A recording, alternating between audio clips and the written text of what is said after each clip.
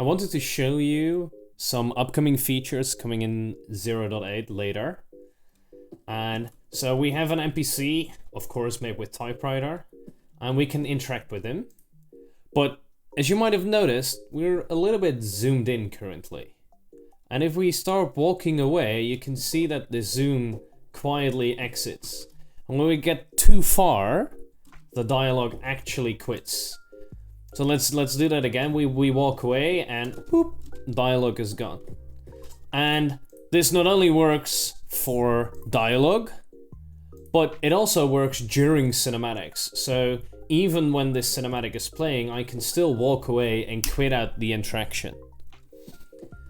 And all of this is now possible because of Typewriter's new interaction bounds.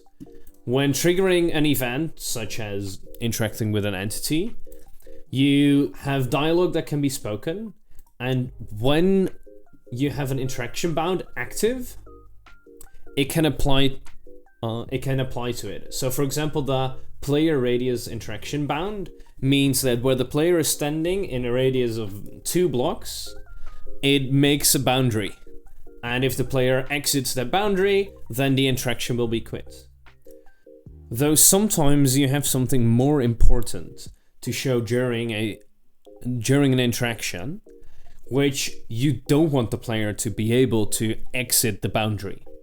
And for that, we have the priority system already baked into Typewriter. So currently this page has priority 0. So when this interaction bound is created, it has it inherits the priority 0. And if the cinematic has a higher priority, for example 1, now when we're not inside the cinematic, we can still leave and exit the interaction. But once we get into the cinematic, now it won't allow us to leave the boundaries of the cinematic until it's done. And then after the cinematic is over, we're able to actually leave it again. So let's have it play out the cinematic. So now when the cinematic is over, now I can actually leave the cinematic and quit again. Making for a very versatile system which you can shape to your liking. I hope you're just as excited as we are for this new upcoming change to Typewriter.